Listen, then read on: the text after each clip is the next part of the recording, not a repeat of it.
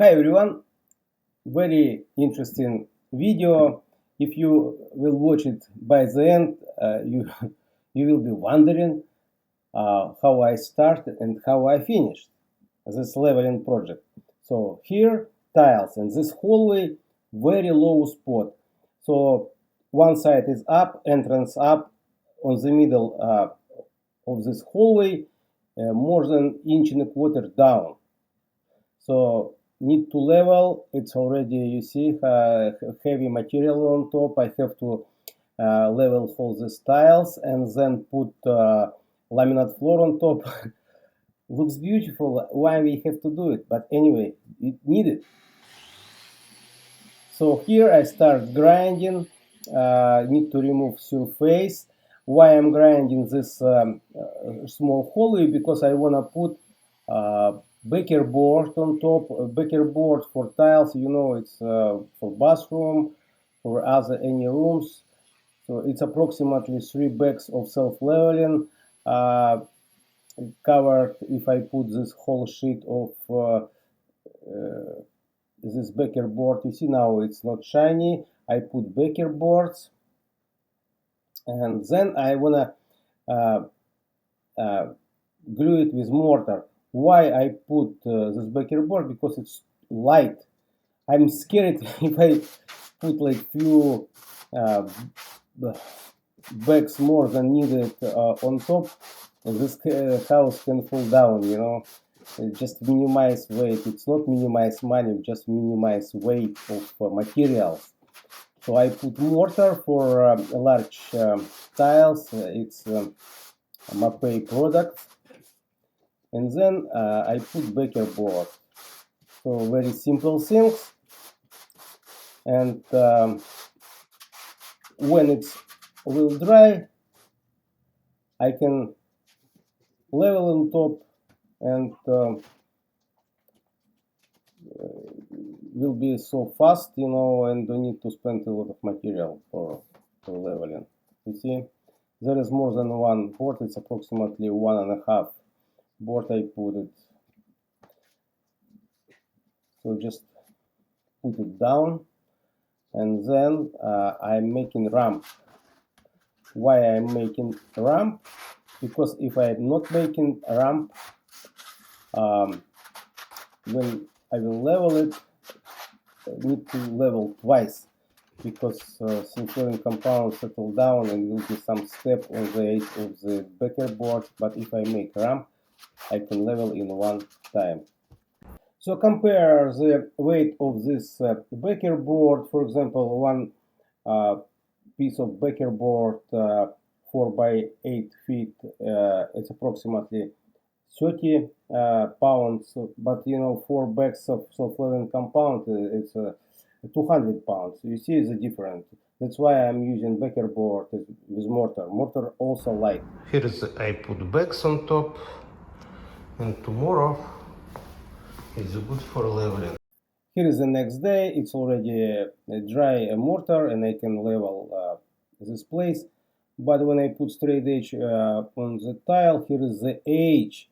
You see, and when I come close to the wall, it's going up and up and up. I just grind a lot and grind, and when I come to this side, you know, there is a gap like this. I just try to remove the tiles. Very easy to remove, no membrane, and so for me, easy to remove some part of tiles. Then we will have to do some, you know, grinding and leveling. I already spent 3 hours, you know, for nothing, you know, just grinding. You see how much I grinding? You see, here is the beam under the straight edge, and exactly plywood higher than tile from the right side. You see, so and it was big hump on top. So when I remove tiles, it's still plywood higher than tiles.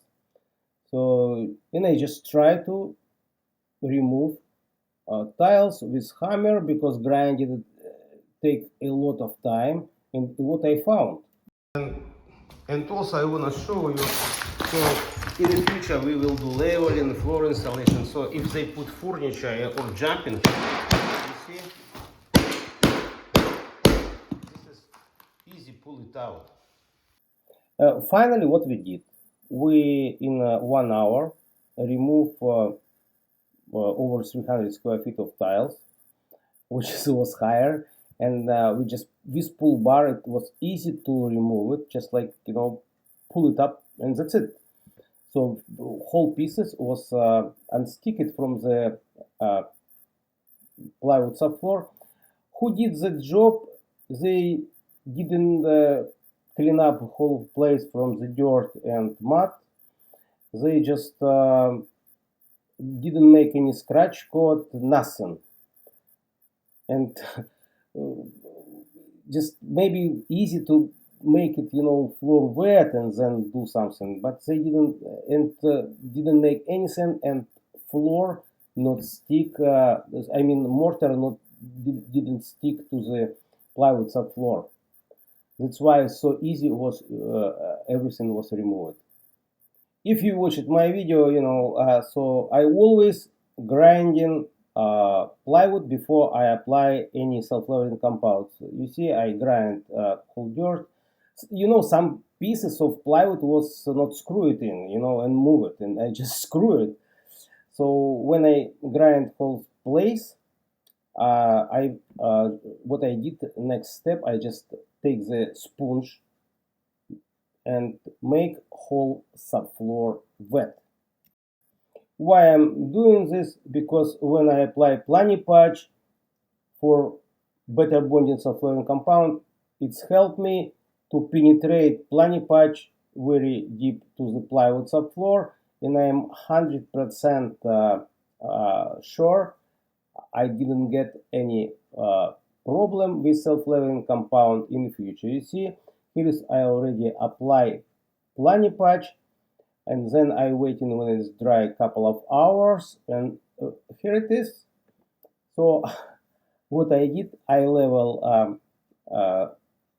the tiles what I left in front of the kitchen with floor with straight edge, and we get very good result.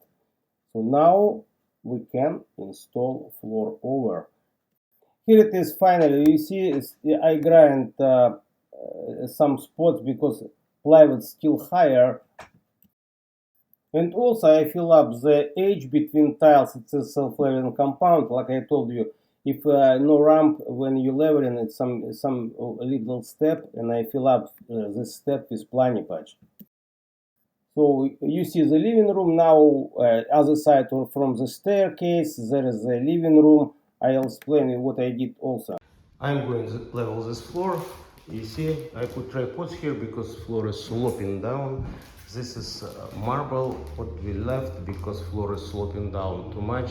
And I grind slightly, remove the shiny surface and put primer T. And there is, you see, still needs some leveling. Yesterday I just figuring out this place, and I want to now do final coating. Here it is. You see this corner, it's not possible to level with straight edge, and I just put tripods and fill up. You see, now I have to roll it out before it's getting dry. You see, very amazing project. I still on my runway, so hallway need to level. Hallway is still too low. When we remove tiles, still low. I hope if you're interested, just leave a comments, and if you need more information how I solve all these problems, I will make another video. If you have any question, don't hesitate to ask me. I always answer you. See you on next video.